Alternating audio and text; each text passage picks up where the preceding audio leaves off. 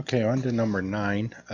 What we're going to do now is we're going to try to build our own graphs based on some information that we're provided. So number 9 says to give an example of a connected graph. Remember, connected means that all the vertices are connected to the graph, meaning you can get from any one vertex of the graph to any other vertex of the graph by traveling through the graph. So we need to give an example of a connected graph with 6 vertices such that each vertex has a degree 2. So we're going to have 6 vertices, so I'm just going to draw them out. 1, 2, 3, 4, 5, 6. So there are our 6 vertices, and we want each vertex to have a degree 2. So that means we'll start here. We'll travel. Now each vertex here has a degree of 1. So if I add another edge onto that top vertex has a degree 2, but each of these end ones has degree 1. And then if we just keep going, we notice that if we create a cycle,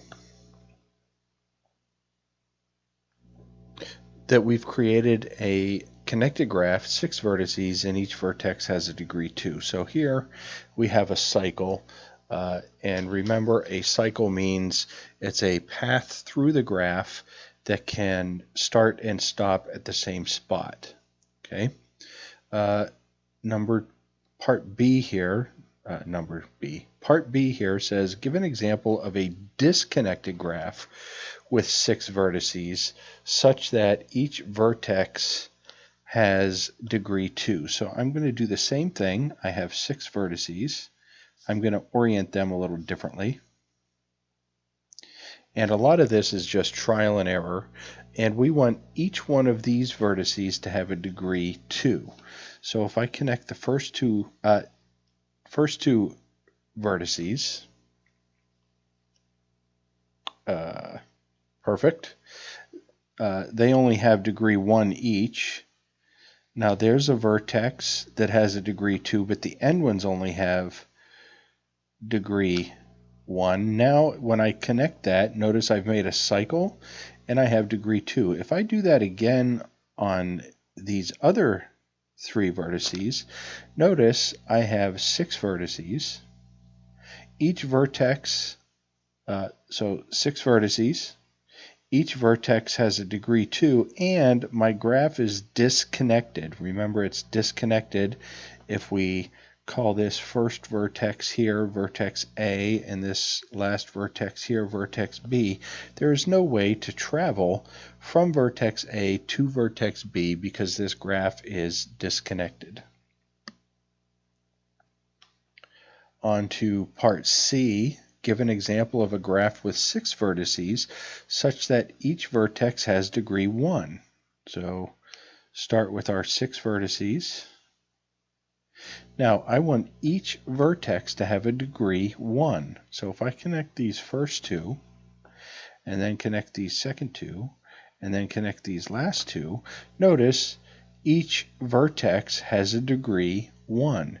It said nothing about having connectivity in this graph. We just wanted to make sure that we had 6 vertices and each vertex had a degree of 1.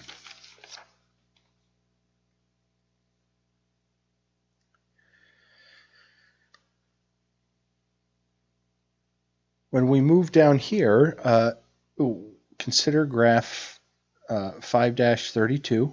There it is at the bottom.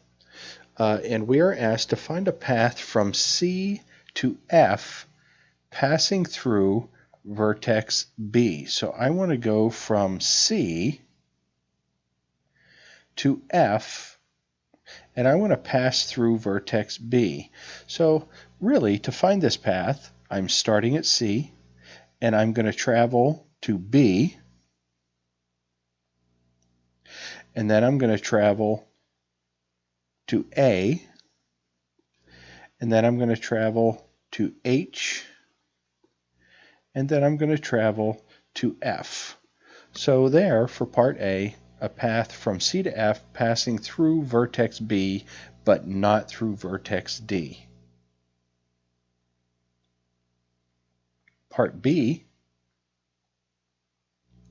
I want to find a path from C to F, passing through both B and D. So I want to hit B and I want to hit D. Okay, so I want to find this path. And I can do that by starting at C and traveling to D,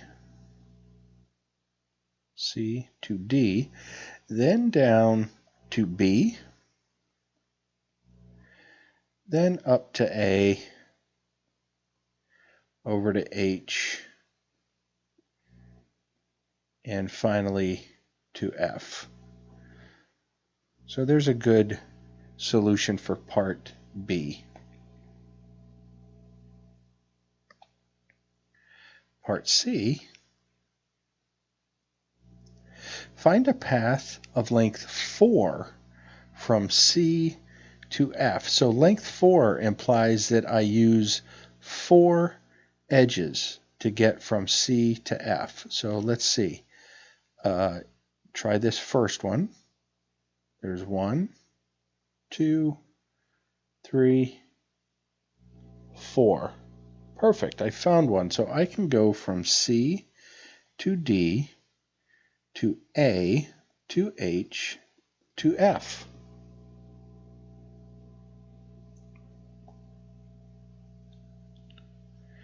Part D, find a path of length 7 from C to F. So part D, I want to go, let's use green. Part D, I want a length 7 from C to F. Length 7 from C to F. What if I do C to B to D to A to H to G, around the loop to G again, and then to F? Let's count up. We have 1, 2, 3, 4, 5, 6, 7 edges. So that is a good way to get through this graph. Length 7 from C to F, we can go C to B to A, C to B to D to A to H to G, and then G again with the loop, and then finally ending at F. Here we go, part E. Here's where it's going to get a little bit more technical. We want to know how many paths are there from C to A, and we just want to count them up. So I'll use different colors. There's 1 in blue. There's 2 in red. How about C to D to B to A? There's 3 in green. And then C to B up to D and down to A. There's 4. So notice I have 4 paths from C to A. And if you look at my graph, do we think that's a coincidence? Do we think that's a coincidence? Probably not. Let's look at, so let's remember here we have 4 ways to get from C to A. Let's look at part F. And I want to know how many paths are there from H to F. Well, let's count them up. There's 1. There's 2.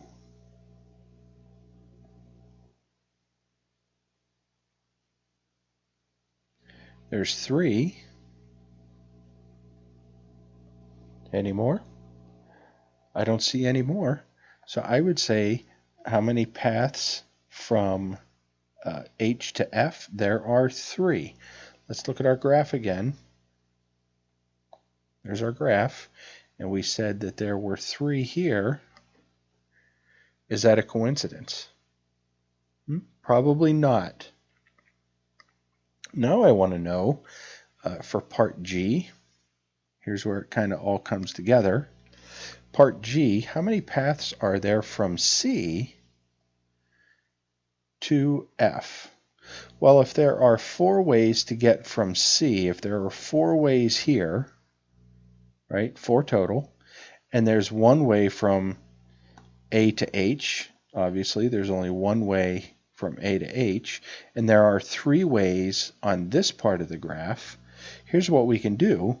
We can do 4 times 1 times 3 for a total of 12 different ways, because I can use, for my first part of the graph, I can use path 1 with path 1 for the second part of the graph. Then I can use path 1 with path 2. Then I can use path 1 with path 3. And I can do that for all 4 of these paths. There are 3 of these paths.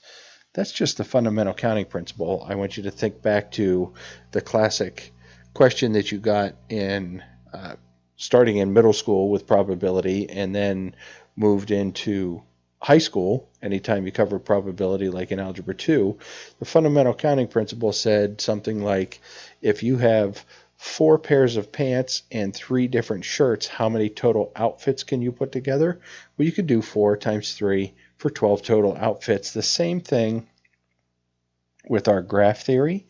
If there are 4 total ways to get through this first circuit and 3 total ways to get through that second circuit, there must be 12 total ways to get through the entire graph.